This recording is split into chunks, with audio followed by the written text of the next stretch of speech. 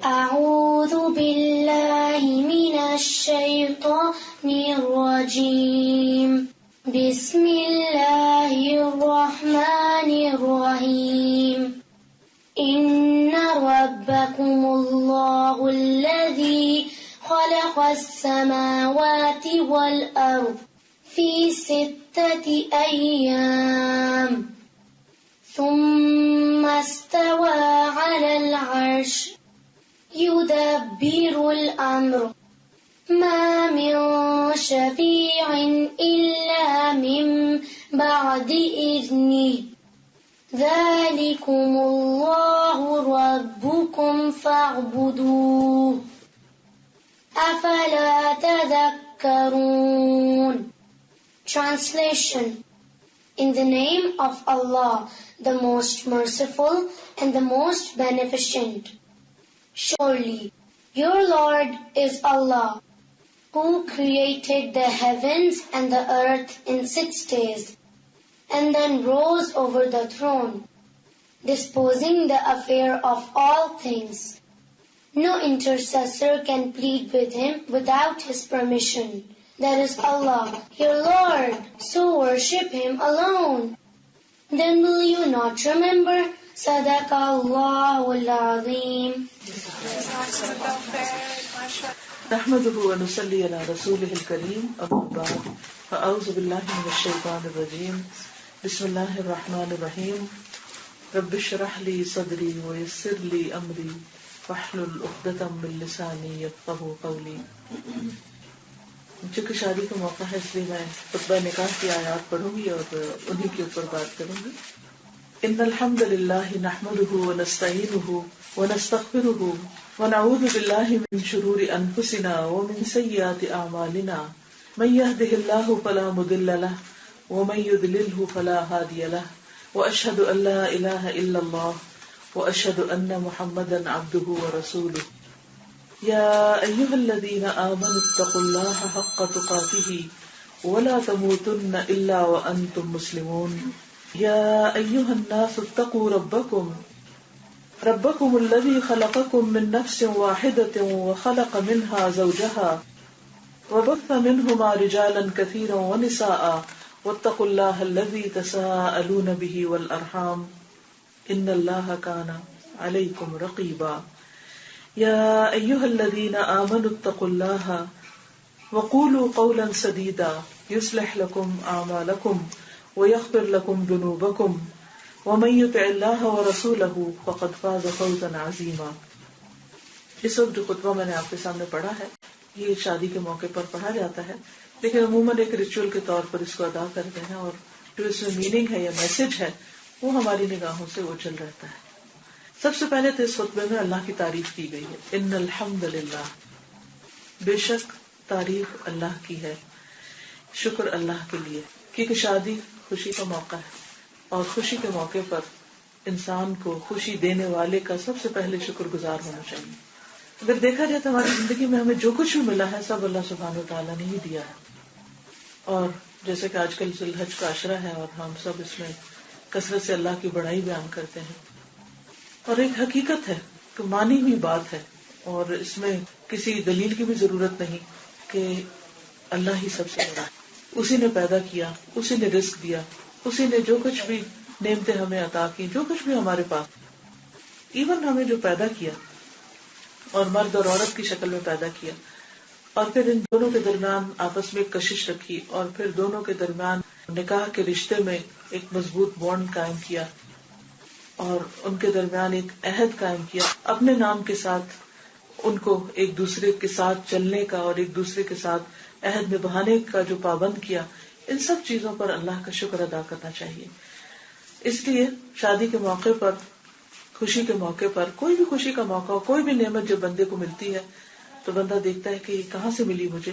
تو الٹیمیٹلی اگر کسی انسان کے تھرو بھی کچھ ملتا ہے یا کوئی سبب سے بھی ہمیں چیز ملتی ہے تو اللہ کے اذن سے ملتی ہے اور اصل میں دینے والا وہی ہوتا ہے. ورنہ ہم دیکھتے ہیں کہ بہت سے لوگوں کی خواہش ہوتی ہے کہ بچوں کی شادی بر وقت ہو جائے، لیکن نہیں ہو پاتی. شادی ہو جاتی ہے تو بعض اوقات بچے نہیں ہوتے، بعض اوقات بچے ہو جاتے ہیں تو جو ہماری ان کے بارے میں تمنائیں اور ڈریمز ہوتے ہیں وہ پورے نہیں ہوتے. تو ہم کوشش ضرور کرتے ہیں، محنت بھی کرتے ہیں، لیکن الٹیمیٹلی فیصلہ اللہ ہی کا ہوتا ہے، دیتا وہی ہے. اگر وہاں اذن نہ ہو کچھ بھی انسان کو حاصل نہیں ہو سکتا. تو اس لیے ہر نعمت پر اس کا شکر ادا کرنا چاہیے، اور خاص طور پر جب کوئی خوشی نصیب ہو. کیونکہ شکر گزار جو ہے، چاہے کوئی بندوں کا شکر گزار ہو یا اللہ کا، شکر گزاری اصل میں ہے کہ اللہ کی قدر دانی، کہ ہم اللہ کی قدر پہچانتے ہیں. بندوں کی شکر گزاری کیا ہے کہ ہم بندوں کی قدر پہچانتے ہیں، کہ ہم ان کا احسان اپنے اوپر مانتے ہیں، اور اللہ سے بڑھ کر کس کے احسان ہے جن کو ہم اپنے لیے مانیں. تو ان الحمد للہ، بے شک ساری تعریف شکر اللہ ہی کے لیے ہے. نحمدہ، ہم اسی کی حمد و ثنا کرتے ہیں، اسی کی تعریف کرتے ہیں. اور اللہ کا وعدہ ہے کہ جب کوئی شکر کرتا ہے تو میں اور زیادہ نعمتیں دیتا. لیکن ہماری زندگی میں عموماً جو رویہ پایا جاتا ہے وہ شکوہ شکایت کا یا ناشکری کا زیادہ ہوتا ہے. جو نعمتیں ملی ان کی طرف ہم کم سوچتے ہیں، اور جو نہیں ملا ان کے بارے میں ہم زیادہ فکر کرتے رہتے ہیں، یا ان کے بارے میں ہم زیادہ پریشان رہتے ہیں. اور اس کا نتیجہ کیا ہوتا ہے کہ بعض اوقات اللہ کے بارے میں، بندوں کے بارے میں، حالات کے بارے میں، تقدیر کے بارے میں، مختلف چیزوں کے بارے میں پھر ہم نیگیٹو تھنکنگ کا شکار ہو جاتے ہیں. اچھا، اس کا نتیجہ کیا ہوتا ہے کہ سارا وبال خود اپنے پہ ہی پڑتا ہے اور ہماری زندگی سے خوشی نکل جاتی. تو اس خوشی کا حصول صرف اس صورت میں ممکن ہے کہ جب ہم نعمتوں کی قدردانی کریں، ان کو پہچانیں اور اس پر شکر گزار ہوں. تو شادی کے موقع پر ایک طرف اللہ تعالیٰ کا شکر کرنا چاہیے، دوسری طرف والدین کا، اور تیسری طرف یہ ہے کہ ہسبینڈ وائف کو دونوں کو ایک دوسرے کے شکر گزار ہو کر زندگی کا آغاز کرنا چاہیے. نحمدہ ونستعینہ، اور ہم اسی سے مدد چاہتے ہیں، یعنی اس مشکل مرحلے پر، کیونکہ بہرحال ایک ڈیسیژن مشکل ہوتا ہے، طرح طرح کے انسان کو فکر ہوتے ہیں، خوف ہوتے ہیں کہ معلوم نہیں کیا ہوگا، شادی کامیاب ہوگی یا نہیں، بچوں کا آپس میں نباہ ہوگا یا نہیں، طرح طرح کے وسوسے ہوتے ہیں.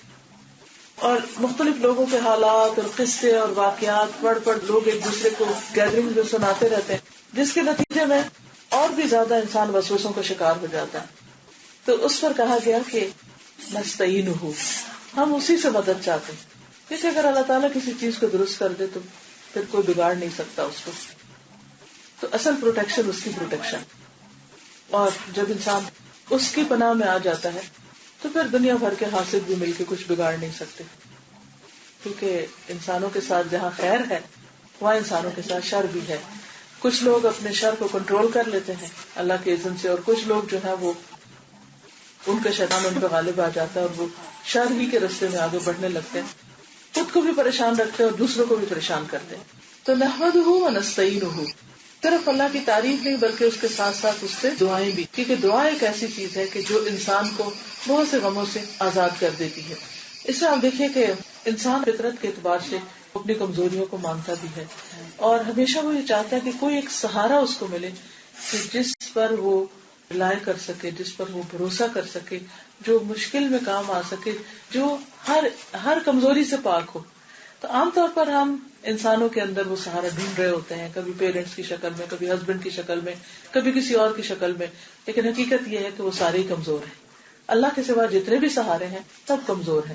ایک اللہ ہی کی ذات ایسی ہے کہ جس کا سہارا انسان لے تو وہ پھر مایوسی سے بچ جاتا ہے اور زندگی میں امید ہی امید رہتی ہے. کیونکہ اللہ کے فیصلوں پر جب انسان کو اچھا گمان ہوتا ہے تو وقتی طور پر اگر کوئی نقصان بھی ہو جاتا ہے، کوئی تکلیف بھی آتی ہے، تو انسان اس پر بھی مطمئن رہتا ہے کہ نہیں، اس میں بھی خیر ہے. جیسے ابن قیم الجوزیہ نے کہا ہے کہ جب کوئی آزمائش آتی ہے، افلکشن ہوتی ہے کوئی، تو وہ بھی ایک طرح سے میڈیسن ہوتی ہے ہمارے لیے. اب مثلا پین کا کانسیپٹ کیا ہے؟ پین جو ہے اس کو بھی بلیسنگ کہتے ہیں، کہ جسم کے کسی حصے میں پین ہونے کا مطلب یہ ہے کہ دیر از سم تھنگ رانگ، اب اس کو کیئر چاہیے، ادھر توجہ کرو. اگر ہمیں پین ہی نہ ہو، مثلا ہمارے جسم میں ٹوٹ پھوٹ ہو رہی ہے اور ہمیں کوئی درد نہیں ہو رہی، ہم تو ان چیزوں سے رکیں گے نہیں جو مزید ٹوٹ پھوٹ کا سبب بن رہے ہیں، ان چیزوں سے بازی نہیں آئیں گے کہ جو ہماری صحت کے لیے نقصان کا ذریعہ بن رہے. تو اس لیے بظاہر جو اللہ کی طرف سے ہمیں کچھ چیزیں آزمائش بھی نظر آتی ہیں، یا دکھ بھی نظر آتی ہے، تکلیفیں ہوتی ہیں، تو بعد میں ہمیں جا کے احساس ہوتا ہے اس میں تو بڑی خیر تھی، اس میں تو بڑی بھلائی تھی کہ یہ چیز ہو گئی، تو میں اس راستے سے رک گئی اور میں نے دوسرا راستہ اختیار کر لیا. تو اس لیے نحمدہ ونستعینہ ونستغفرہ، اسی کی تعریف، اسی کا شکر، اور اسی سے مدد، اور اسی سے دعا. اور دعا اس وقت بھی جب انسان کوشش کر رہا ہو، اور دعا اس وقت بھی جب اس کے ہاتھ میں کچھ بھی نہ ہو، کیونکہ بعض اوقات انسان کے اوپر ایسے حالات آ جاتے ہیں کہ اس کو یہ بھی سمجھ آتی کہ اس نے کوشش کیا کرنی ہے. تو اس وقت بھی بندہ جو ہے وہ اللہ کو پکارے تو اللہ تعالیٰ اس کی پکار سنتا ہے. اور اللہ تعالیٰ کا وعدہ ہے خود قرآن مجید میں وَإِذَا سَأَلَكَ عِبَادِي عَنِّي فَإِنِّي قَرِيبٌ أُجِيبُ دَعْوَةَ الدَّاعِ إِذَا دَعَانِ، کہ جب بھی میرا بندے آپ سے میرے بارے میں پوچھیں کہ ہمارا رب کہاں ہے تو بتاؤ کہ انی قریب، میں تو ان کے بہت ہی قریب ہوں. اور یہ حقیقت ہے کہ اللہ تعالیٰ فرماتے ہیں نحن اقرب الیہ من حبل الورید، کہ ہم اس کی شہرت سے بھی زیادہ اس کے قریب ہیں. جب رات کو سب سو جاتے ہیں تو ایک رب ہوتا ہے جو جاگتا ہوتا ہے، لا تأخذہ سنۃ ولا نوم، اس کو نہ نیند آتی ہے نہ اونگ آتی ہے. ہم اس وقت بھی اس کو پکار سکتے ہیں. آپ دیکھیے کہ انسانوں کو پکارنے کے لیے، رات کو سوئے ہوئے کسی کو جگانے کے لیے بھی انسان رکتا ہے کہ اب اس وقت میں کس کو تکلیف دوں. تو بعض ایسی جگہ ہوتی ہیں کہ جہاں کسی انسان کو کوئی بس چلتا ہی نہیں، تو ایسی صورت میں انسان اللہ سے مانگتا ہے، اس سے دعا کرتا ہے. اور حدیث میں آتا ہے کہ دعا ہر حال میں فائدہ دیتی. بعض اوقات تو اسی وقت دیر اینڈ دین وہ دعا سنی جاتی ہے اور وہ مشکل ٹل جاتی ہے. بعض اوقات وہ مشکل تو نہیں ٹلتی لیکن اس سے کوئی بڑی بلا آنے والی ہوتی ہے تو وہ ٹل جاتی ہے. اور بعض اوقات وہ مشکل بھی آ جاتی ہے لیکن ان دعاؤں کا اجر انسان کو یہاں نہیں اگلی دنیا میں چاہیے ہوتا ہے. تو اللہ تعالیٰ انسان کی ان دعاؤں کو سمیٹ کے وہاں کے اجر کے لیے رکھتا ہے. اس دنیا میں کوئی مقابلہ نہیں اس کی مشکل کا کہ وہ کتنا تکلیف دے وقت ہے آخرت کا. تو یہ چیزیں پھر وہاں انسان کے کام آنے والی. اور اسی طرح یہ ہے کہ بعض اوقات بندہ اپنے اعمال کے ذریعے اتنے بڑے درجے نہیں پاتا جتنا تکلیفوں پر صبر کر کے پاتا ہے، کیونکہ وہ انسان کے درجے اور قدر اور منزلت کو اللہ کی نگاہ میں اور زیادہ بڑھا دیتے ہیں. اس میں آپ دیکھیے کہ ایک انسان کے اوپر اگر کوئی مشکل آتی ہے تو وہ واویلا مچاتا ہے، روتا ہے، چیختا چلاتا ہے. تو ہم دیکھا آپ کے بچوں میں سے بھی اگر کوئی چوٹ لگ جائے، رونا دھونا شروع کر دے تو آپ کہتے ہیں کہ کیا کر رہا ہے، اسے تو پہلے بند کرو پھر باقی چیز کو دیکھیں گے. تو رونا دھونا چاہے بڑوں کا ہو یا چھوٹوں کا کسی کو بھی پسند نہیں آتا. تو لیکن اس کے مقابلے میں اسی طرح مانگنا بھی بندوں کو پسند نہیں آتا. ایک سے دوسری طرح مانگے تو لوگ ناراض ہوتے ہیں، لیکن اللہ تعالیٰ کو ہمارے آنسو بھی بڑے پسند ہیں اور ہمارا مانگنا بھی بڑا پسند ہے. اور اس میں انسان کے لیے بھلائی ہی بھلائی اور اجر ہی اجر ہے اور فائدہ ہی فائدہ ہے. تو پھر آگے کہا گیا کہ وَنَسْتَغْفِرُهُ، مجھ سے اپنے گناہوں کی معافی مانگتے ہیں، کیونکہ دعاؤں کی قبولیت میں جو رکاوٹ بنتی ہے چیز وہ انسان کے اپنے گناہ ہوتے ہیں. کیونکہ جب انسان گناہ کرتا ہے نا، غلطی کرتا ہے، پھر اللہ سے نظریں چٹانے لگتا ہے، پھر وہ دور دور ہونے لگتا ہے. پھر شیطان اس کو کہتا ہے کہ نہیں تمہاری تو سنی نہیں جائے گی، تم تو بڑے گناہ گار ہو، تو تمہیں خود تو مانگنے کی ضرورت نہیں، کسی سے کہہ دو دعا بھی تمہاری مانگ دے. تب آپ دیکھیے ایک کام کوئی بھی جو آپ خود کرتے ہیں اور وہ جو کسی سے کرواتے ہیں، دونوں میں بہت بڑا فرق ہے. اسی طرح اپنے درد کے لیے جو کرا کہ آپ دعا کر سکتے ہیں، وہ دوسرے کو تو پتہ ہی نہیں کہ آپ کس تکلیف میں، وہ کتنی بھی آپ کی دعا کرے گا. اس لیے خود اپنے لیے کرنی چاہیے. اب اگر اس میں ڈر لگ رہا ہو اللہ تعالیٰ سے کہ اچھا ہم نے یہ بھی نہیں کیا، اللہ تعالیٰ کیا کہیں گے کہ اچھا کچھ کرتا تو یہ بندہ ہے نہیں اور دعائیں مانگنے مجھ سے آ جاتا، نہیں، وہ پھر بھی 70 ماہ سے بڑھ کے پیار کا. وہ کہنا کہ اللہ تعالیٰ فرماتے ہیں ہر روز آسمان دنیا پہ آتے ہیں، یعنی کہ رات کے وقت بندوں کی اور زیادہ دعائیں سنتے ہیں رات کے آخری حصے میں. کہتے کہ اگر اس بندے کے گناہ ساری زمین کو بھی بھر دیں اور پھر بندہ پلٹے، اللہ تعالیٰ وہ سارے گناہ معاف کر سکتا ہے. تو کوئی گناہ ہے ہی نہیں ایسا کہ جو معاف نہ کر سکتا. اس لیے اگر بندے سے بڑی زیادتی ہوگی، بڑی سے بڑی کوتاہی ہوگی، بڑے سے بڑا کوئی قصور ہو گیا تو بھی مایوس نہ ہو.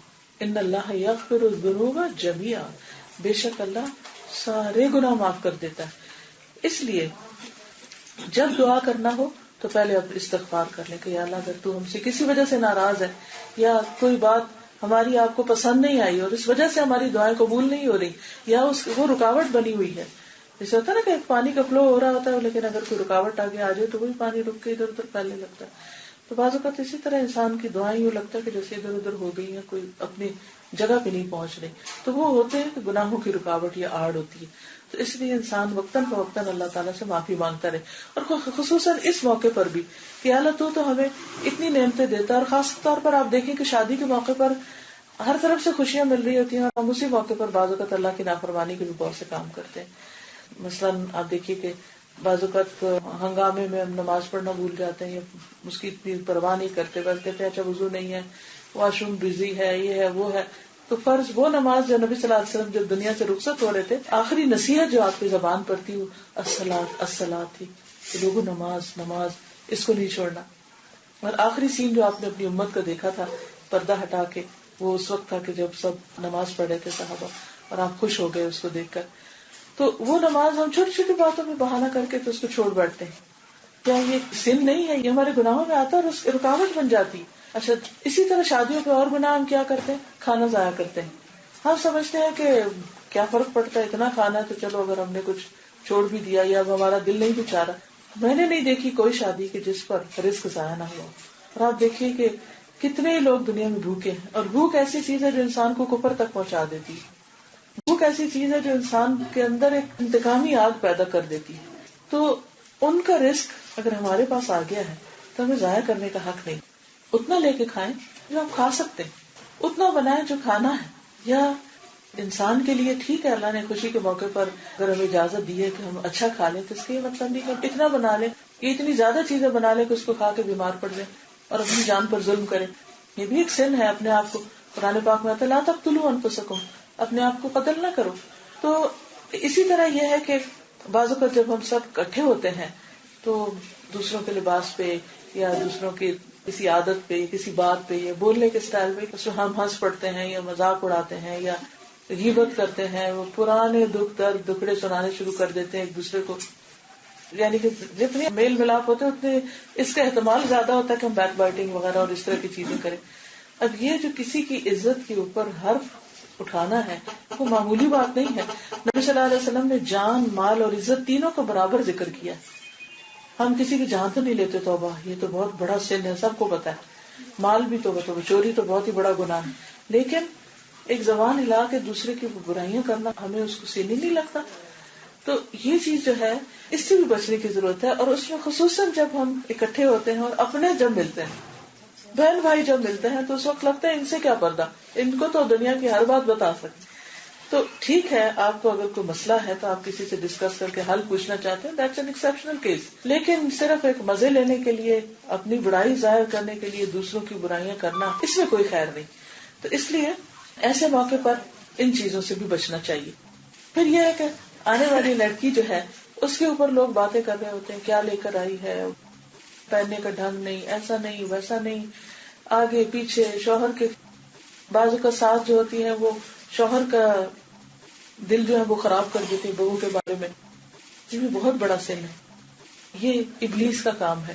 نبی صلی اللہ علیہ وسلم نے فرمایا کہ ابلیس ہر روز اپنا تخت جو ہے وہ پانی پہ لگاتا ہے اور اس کے سارے چیلے چماٹے جو ہے پوری دنیا سے آ جاتے ہیں غلط کام کر کے اور اس کو اپنی رپورٹ کرتے ہیں اور بہت خوشی سے بتاتے ہیں. لیکن وہ کہتے ہیں کہ نہیں، یہ تو کوئی کام نہیں جو تم نے کیا. لیکن جو آ کے یہ بتاتا ہے کہ میں نے ہسبینڈ وائف کے درمیان لڑائی کرائی، اس کو تاج پہناتا ہے اور اس کہتے ہیں کہ تم نے سب سے اچھا کام کیا.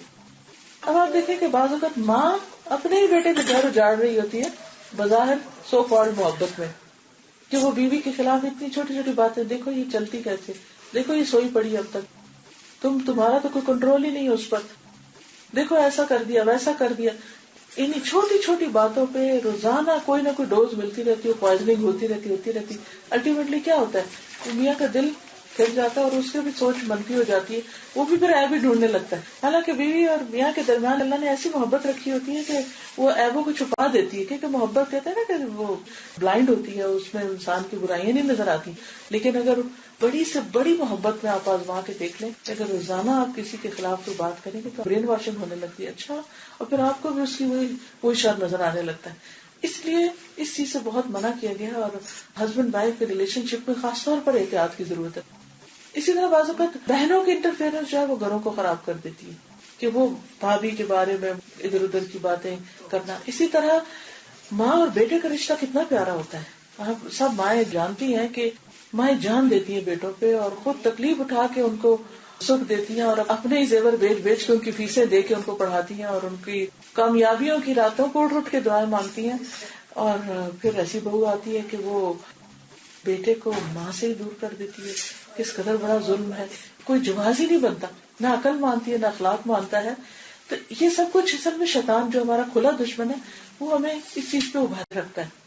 اس کو ادھر سے لگا، اس کو ادھر سے لگا، فتنہ فساد اور بدمزگی اور گھروں کے اندر لڑائی جھگڑا اور ساری نعمتوں کے ہوتے ہوئے چین اٹھا ہوا اور دلوں کے اندر ایک بے چینی ہے اور نفرتیں ہیں، گرج ہے.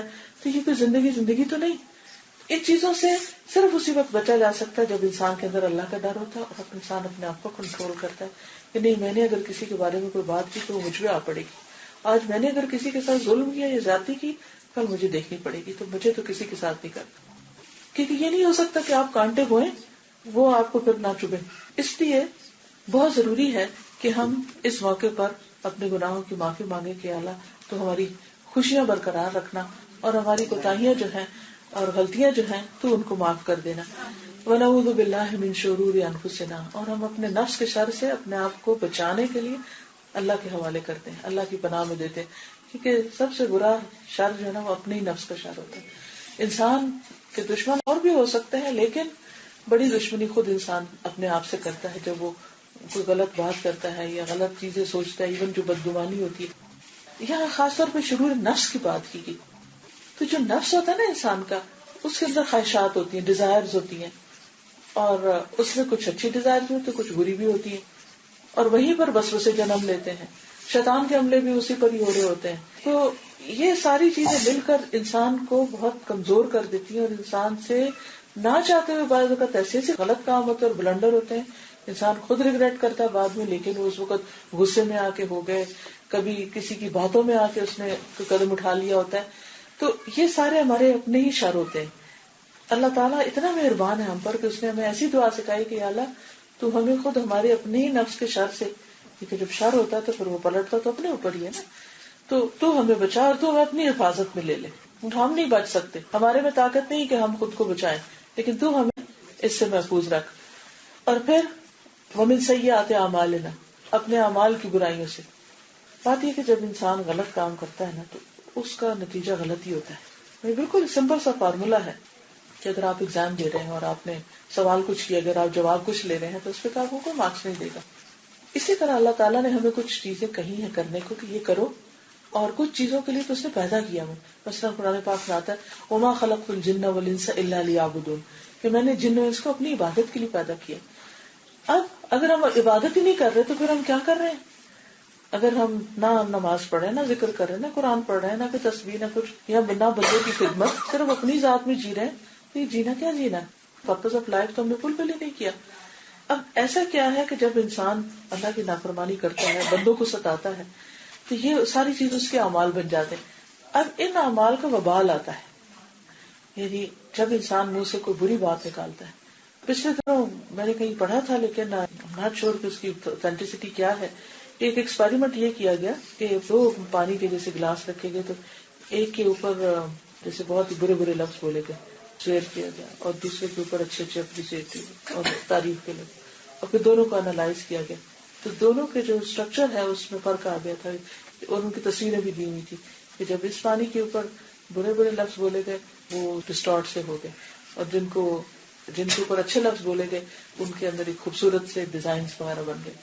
تو ایک قدرتی بات ہے، یہ نہ بھی ایکسپیریمنٹ ہو تو ہم سب کو پتا ہے کہ اگر کوئی ہماری تعریف کرتا ہے تو ہم کیسے فیل کرتے ہیں، اور اگر ہماری کوئی ہمارے اوپر تنقید کرتا ہے، چاہے وہ صحیح کیوں نہ ہو، سچائی کیوں نہ ہو، یعنی جب کوئی ہمیں غلطی بتائے ہماری، چاہے وہ 100% سچ ہو، تو تکلیف ہوتی ہے، قدرتی بات ہے.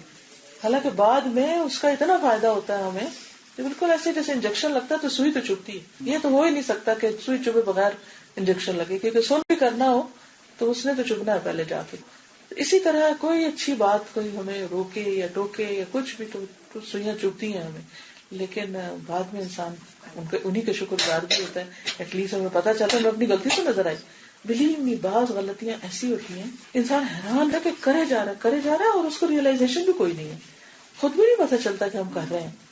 تو جب انسان کو کوئی بتانے والا ہوتا ہے تو اس کے نفس کو اچھا نہیں لگتا، لیکن حقیقت یہ ہے کہ جب انسان کسی کے لیے اچھے الفاظ استعمال کرتا ہے سامنے یا پیچھے تو اس کا اور افیکٹ ہوتا ہے، اور جب برے الفاظ استعمال کرتا ہے تو اس کا نتیجہ کچھ اور ہوتا ہے. خاص طور پہ میں یہاں بات کروں گی ہسبینڈ وائف کے ریلیشن شپ میں. اگر بیوی جو ہے وہ ہسبینڈ کی تعریف کرے گی، یا ہسبینڈ وائف کی کھانے کی یا کپڑے کی تعریف کرے گا، تو وہ جان قربان کرنے کو تیار ہوگی. لیکن اگر وہ محنت کرتی ہے اور اس کو کہتا ہے کہ تمہیں تو کچھ آتا ہی نہیں ہے اور اس سے اچھا تو فلاں نے پکایا تھا، تو پھر آپ دیکھیں کہ اس کی حالت کیا ہوتی ہے.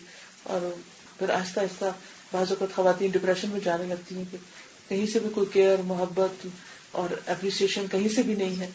تو اب آپ دیکھیں کہ بعض سائیکالوجسٹ تو یہ کہتے ہیں کہ بہت ساری بیماریوں کا علاج صرف کیئر اور محبت، اور اگر ایک کیئر کا ایک لیول نہیں کام کرا تو اس کو ڈوز بڑھا دے، ڈبل دا ڈوز. اگر وہ نہیں کام کرا تو تھوڑی سی اور بڑھا دے، تو آپ دیکھیں گے کہ آہستہ آہستہ دل ٹھیک ہونے لگیں گے تعلقات اچھے ہونے لگیں گے.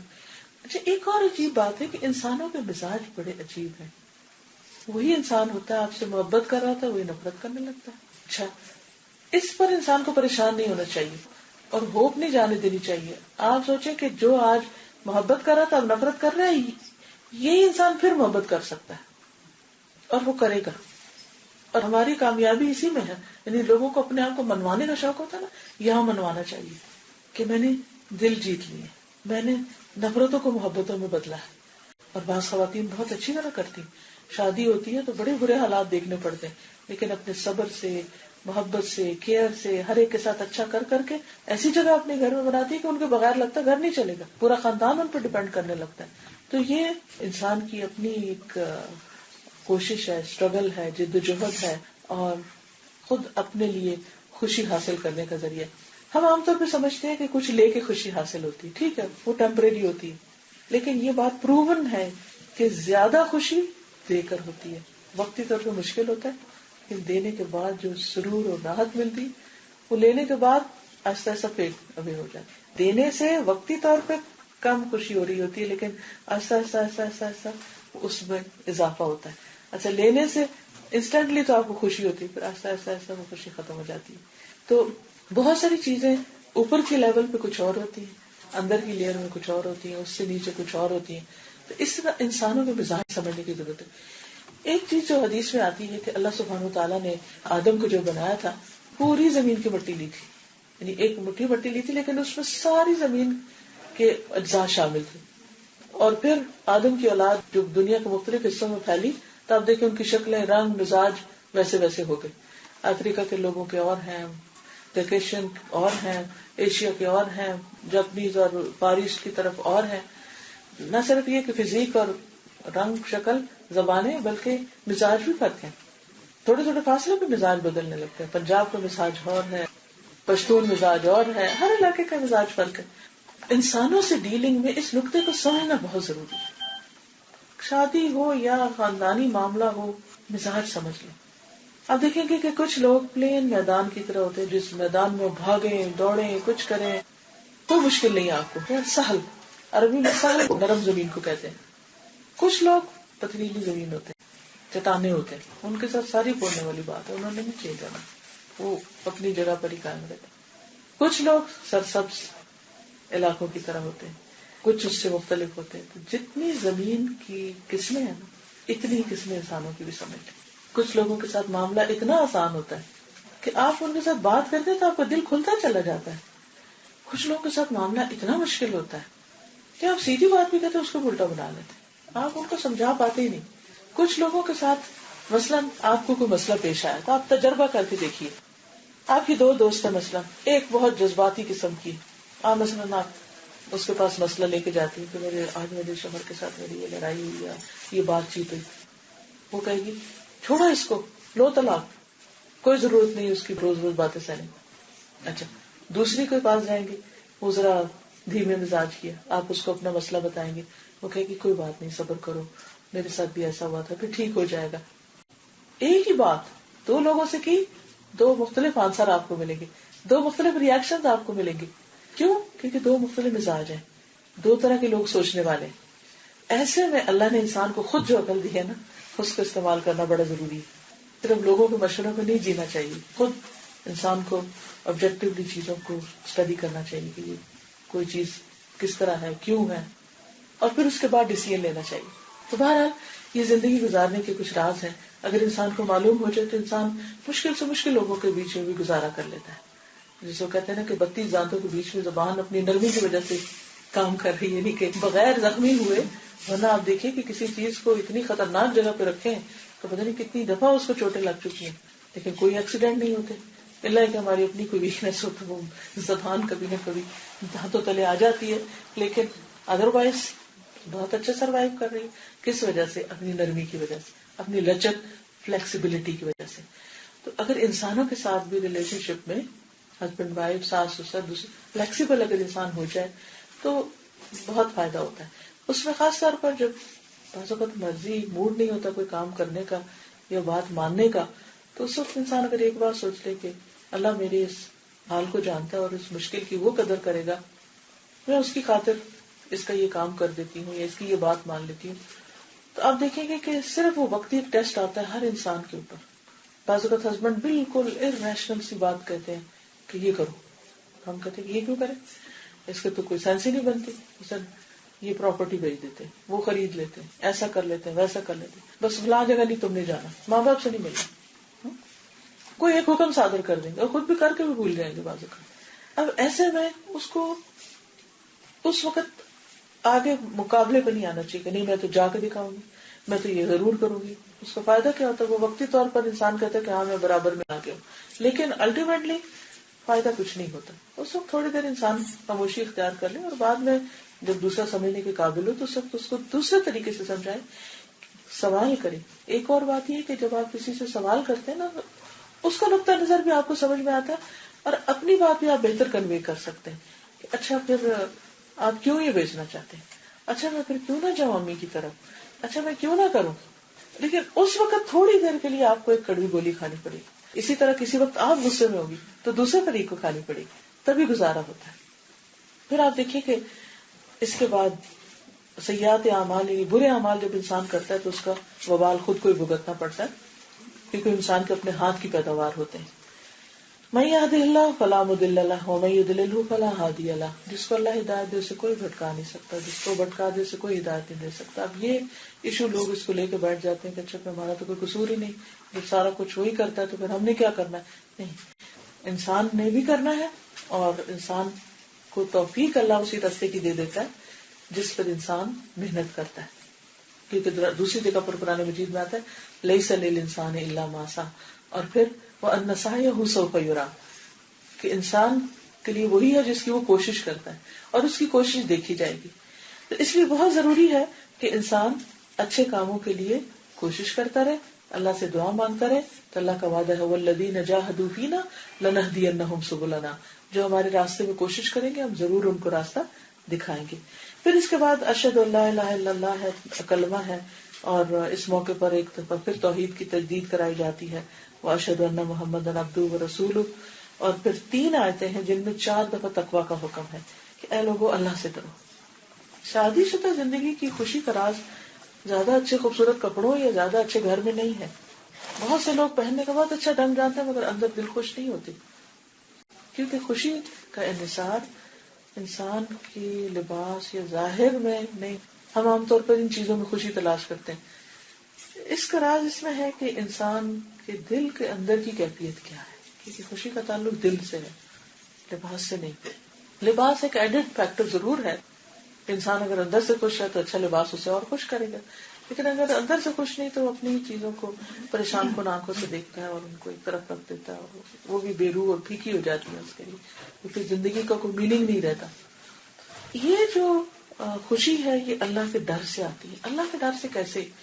کہ مثلا آپ کو کسی بات پہ بہت غصہ بھی ہے اور آپ چاہیں تو کچھ ایسے کام کرے کہ دوسرے کا فیوچر تباہ کر کے رکھ دے, کچھ بھی, لیکن آپ کو اللہ کا ڈر روک لیتا ہے کہ نہیں مجھے زیادتی نہیں کرنی کسی کے ساتھ. اگر کسی نے کی تو میں ظالم نہیں بننا چاہتی. مظلوم کے ساتھ تو اللہ کی مدد ہوتی ہے, لیکن اگر میں نے ظلم کیا تو میں ظالم ہو جاؤں گی اور اللہ کی مدد کا ہاتھ ہٹ جائے گا مجھ سے. یہ چیز انسان کو اندر سے روک لیتی. اللہ کے تقویٰ کا مطلب ہوتا ہے کہ اللہ ہی کے لیے کام کرنا. دیکھیے دنیا میں انسان کو اچھی زندگی گزارنے کے لیے, اچھے ریلیشن شپ کے لیے کوئی ایسی چیز نہیں جو ریوارڈ دے سکے کہ بندوں کے ریوارڈ سے وہ اچھا بن سکے, ہے ہی نہیں. کیونکہ بندے فقیر ہیں, بندوں کے پاس اتنا ہے ہی نہیں کہ وہ آپ کو وہ دے سکیں جو آپ ڈیزرو کرتے ہیں, جو آپ کو ملنا چاہیے, جو آپ کا رائٹ ہے ہی نہیں ان کے پاس. کیونکہ بعض اوقات آپ آؤٹ آف دا وے جا کے تکلیف اٹھا کے آپ دوسروں کی خوشی کے لیے کام کرتے ہیں. مثلا اب جیسے ہسبینڈ وائف کے درمیان بعض اوقات ہسبینڈ کچھ چاہتا ہے وائف نہیں چاہتی, وہ کانفلکٹ آف انٹرسٹ ہو جاتا ہے. ایک کا کچھ دل چاہ رہا ہے دوسرے کا کچھ چاہ رہا ہے. اختلاف کہاں سے شروع ہوتے ہیں؟ انہی باتوں سے شروع ہوتے ہیں, چاہے وہ پرسنل ریلیشن شپ کا معاملہ ہو, چاہے وہ گھر کے کھانے پینے کی بات ہو یا کہیں آؤٹنگ کی بات ہو. وہ جب کانفلکٹ آتا ہے تو وہاں سے اب ایک کو تو دوسرے کے ساتھ کرنا پڑے گا, کبھی اس کی مانی پڑی کبھی اس کی, اس کے بغیر زندگی نہیں گزرتی. اب ایک چیز جس پہ آپ کا بالکل دل مان ہی نہیں رہا, آپ صرف دوسرے کی خوشی کی, اس سے دوسرے کی خوشی ہے اس لیے مجھے کرنا ہے. اب دوسرا آپ کو بالکل خود غرض نظر آ رہا ہے کہ یہ تو بہت سیلفش انسان ہے اور اس کو تو صرف اپنی پتا ہے کہ اس کی کیا ضرورت ہے، اس کو ذرا خیال نہیں کہ میری طبیعت کیسے یا میری وانٹ ہے یا نہیں. تو ایسی صورت میں کس کے لیے پھر کرے انسان؟ سامنے والا تو اس کو بہت ہی برا لگ رہا ہے، دو بندوں کا معاملہ، تیسرے کس کو پتہ ہی نہیں ہے کہ بیڈ روم میں کیا ہو رہا ہے. نو ون نوز. اور کوئی اور آپ کو شاباش بھی نہیں دے سکتا. سیکریفائس اگر آپ کریں اپنے مرضی کے خلاف جا کے، کیوں کریں؟ صرف ایک اللہ کے لیے انسان کر سکتا ہے کہ اللہ کا حکم ہے شوہر کا دل خوش کرنا، چلو آج اگر میرا موڈ نہیں بھی تو میں کمپرومائز کر لیتی ہوں، اس کا ریوارڈ مجھے اللہ دے گا. اور اللہ دیتا ہے. اور پھر کیا ہوتا ہے کہ اس کے بعد جب وہ ایک ہسبینڈ کو ٹرسٹ ہو جاتا ہے نا کہ میری وائف جو ہے وہ میرے لیے خوشی کا ذریعہ ہے، تو اس کے اندر بھی ایک پھر نرمی آنے لگتی. ایکسیپشنل کیسز ہر جگہ ہوتے ہیں، انتہائی خراب لوگ بھی ہوتے ہیں اور انتہائی بے حس بھی ہوتے ہیں، مگر نارمل سچویشن میں عام طور پر گیو اینڈ ٹیک جب ہوتی ہے تو بعض اوقات انسان سیکریفائس کسی ایک کو ضرور کرنا پڑتا ہے. اگر بیوی نہیں کرتی تو ہسبینڈ کو کرنا پڑتا ہے پھر، کیونکہ آپ دیکھیے کہ بعض انسانی ضروریات ایسی ہیں جو اللہ نے مرد کے اندر رکھ دی، کچھ ہمارے اندر رکھ دی، دونوں میں فرق ہے. اس لیے ہمیں بعضوں کو دوسرے کی ضرورت محسوس نہیں ہوتی، سمجھ نہیں آتی کہ دوسرا کیوں ایسے کہہ رہا ہے، کیوں یہ چاہ رہا ہے. اور اس وقت ہم صرف اپنے آپ کو دیکھ رہے ہیں، وہ اپنے آپ کو دیکھ رہے ہیں، اپنے آپ کو دیکھ رہے ہیں، ہر ایک سیلفش ہے اس وقت. پھر جب ایک سیکریفائس نہیں کرتا تو پھر مسئلہ ہو جاتا ہے، پھر پرابلمس ہونے لگتے ہیں. پھر جب ہسبینڈ کو یہ ہو جاتا ہے کہ میری وائف میرے لیے اس میں کچھ بھی نہیں، تو پھر وہ دوسری جگہ دیکھنے لگتا ہے، پھر اس سے اور فساد پھیلنے لگتے ہیں اور خرابیاں آنے لگتی ہیں، پھر باقی ساری چیزیں لایانی بےمانی ہو جاتی ہیں. ہسبینڈ اور وائف کے درمیان جو بہت ہی پرائیویٹ ریلیشن شپ ہے، اگر وہ ٹھیک نہیں نا تو باقی چیزیں ٹھیک نہیں ہو سکتی. پھر اس کو بہت کم خواتین جو ہے بعض اوقات اس اینگل کو پوری طرح نہیں دیکھ پاتی. دونوں کا مزاج میں فرق ہے. اب اس میں تھوڑی دیر کے لیے سوچیں، جیسے ہماری ایک بھوک ہوتی ہے نا، ہمارے اندر کھانے کی بھوک ہے، مثلا اب ہمیں بھوک لگی، ہمیں کھانا چاہیے، ہمیں نہیں پتا وہ کھانا کیسا ہے، ہمیں کھانا چاہیے. اسی طرح مرد کے اندر اگر عورت کی بھوک ہے اور عورت آپریٹ نہیں کر رہی تو اس کی تو بھوک ہے. اب وہ اپنی اس بھوک کے ہاتھوں مجبور ہے. لوگ چوریاں کیوں کرتے ہیں، لوگ غلط کام کیوں کرتے ہیں؟ بھوک کی وجہ سے مجبور ہو کے کرتے ہیں یا کسی ضرورت کے تحت مجبور ہو کے کرتے ہیں. اگر ایک عورت اپنے شوہر کی بھوک کو سمجھ لے لیکن اس کے ساتھ اس کی اپنی طبیعت بالکل نہیں مان رہی، تو یہاں اس اتنی بڑی سیکریفائس کا اجر شوہر کبھی دیتا بھی نہیں ہے، شکریہ تک بھی نہیں کرتا، تو پھر کون دے؟ صرف اللہ دے سکتا ہے. اس وقت اگر صرف انسان کے اندر اللہ کا خوف ہو تو وہ اس سے وہ کام کرا سکتا ہے جو وہ کسی اور کے لیے نہیں کر سکتا. اس کا ریوارڈ اللہ تعالیٰ ضرور دیتا ہے انسان، اور وہ گھر کی خوشی کی شکل میں لوٹتا ہے اور بہت سی خرابیوں سے بچنے کا ذریعہ بنتا ہے، اور پھر آگے جا کے اللہ تعالیٰ کے یہاں بھی انسان سرخرور ہوتا ہے. تو اسی طرح میں نہیں کہتی کہ ہسبینڈ کے پارٹ پہ کوئی سیکریفائس نہیں، اس کو بھی سیکریفائس بہت سی جگہوں پہ کرنا ہے اور اس کو بھی کرنا چاہیے. لیکن شادی اصل میں قربانی کا نام ہے، قربانیوں سے خوشی ملتی ہے، دینے سے ہی ملتا ہے. اور یہ جو ابھی بقرہ عید آ رہی ہے، یہ تو سبق کی سارا قربانی کا ہے. یہ ہر سال قربانی لازم ہی ہم کو اس لیے کی گئی ہے کہ ہم دوسروں کو تو قربانی کا بکرا بناتے ہیں، کبھی خود بھی بننا پڑتا ہے، اور دینے والا کبھی محروم نہیں ہوتا. اور اللہ تعالیٰ کا وعدہ ہے کہ ان اللہ لا یضیع اجر المحسنین، اللہ تعالیٰ محسنین کا اجر ضائع نہیں کرتا. تو اللہ سے دعا ہے کہ اللہ ہمیں اتنا بڑا دل دے دے. جیسے آپ دیکھیں نا کہ جب چھوٹی کوانٹٹی ہوتی ہے نا پانی کی، تو اس میں ذرا سی کوئی چیز گرے تو اس کا وہ رنگ مزہ خراب. تو بہت بڑی چیز، بہت بڑے پیمانے پہ پانی ہے تو اس میں کچھ بھی پھینک دو تو وہ نیچے جا کے بیٹھ جائے گا، اوپر کی خوبصورتی نہیں جائے گی. کچھ لوگوں کے دل دریا ہوتے ہیں، دریا دل ایسے ہوتے ہیں کوئی کچھ بھی کہہ دے وہ سارا نیچے بیٹھتا جاتا ہے اور ان کی خوبصورتی کو کوئی حرف نہیں آتا، وہ ان کی زندگی چلتی رہتی ہے اور اس طرح وہ خود بھی خوش رہتے ہیں. لیکن اگر آپ ہر چھوٹی چھوٹی رسی کو اس سے کیا نقصان ہوگا کہ نہ خود چین میں رہیں گے اور جو آس پاس کے لوگ ہیں وہ بھی پریشان رہیں گے. اس لیے اللہ سے دعا کرنی چاہیے کہ اللہ ہمیں تو وہ تقویٰ دے، وہ اپنی محبت دے دے، وہ اپنا ڈر دے دے، وہ کیفیت دے دے کہ جس کی وجہ سے ہم ہر وہ کام کرنے کے قابل ہو جائیں جو ہم نہیں کرنا چاہتے لیکن ہمیں کرنا چاہیے. تو اللہ سے دعا کرتے ہیں. سبحان اللہ والحمد للہ ولا الہ الا اللہ واللہ اکبر ولا حول ولا قوة الا باللہ العلی العظیم. اللہم صلی علی محمد وعلى آل محمد كما صليت على إبراهيم وعلى آل إبراهيم إنك حميد مجيد. اللهم بارك على محمد وعلى آل محمد كما باركت على إبراهيم وعلى آل إبراهيم إنك حميد مجيد.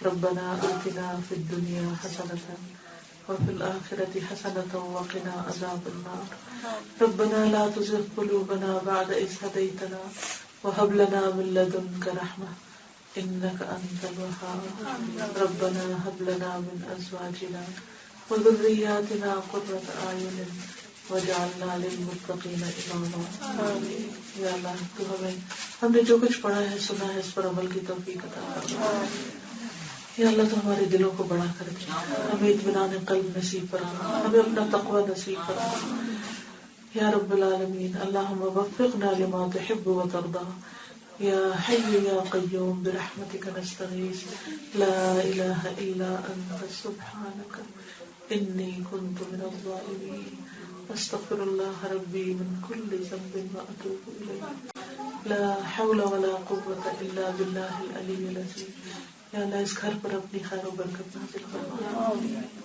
جن بچوں کی شادی ہے انہیں بہترین نکاح نصیب فرما دونوں کے خاندانوں کے لیے بہترین خوشیوں کا سبب بنا جتنی بہنیں یہاں بیٹھی ان کے دلوں میں جو دعائیں اور نیک تمنائیں ہم پورا فرما یا اللہ ہم سب کو اپنی رحمت سے ڈھانپ لے ربنا تقبل منا انك انت السميع العليم وتب علينا انك انت التواب الرحيم وصلى الله تعالى على خير خلقه محمد وعلى آله واصحابه واهل بيته اجمعين برحمتك يا ارحم الراحمين الہی آمین سبحانك اللهم وبحمدك نشهد ان لا اله الا انت نستغفرك ونتوب اليك السلام علیکم ورحمۃ اللہ وبرکاتہ.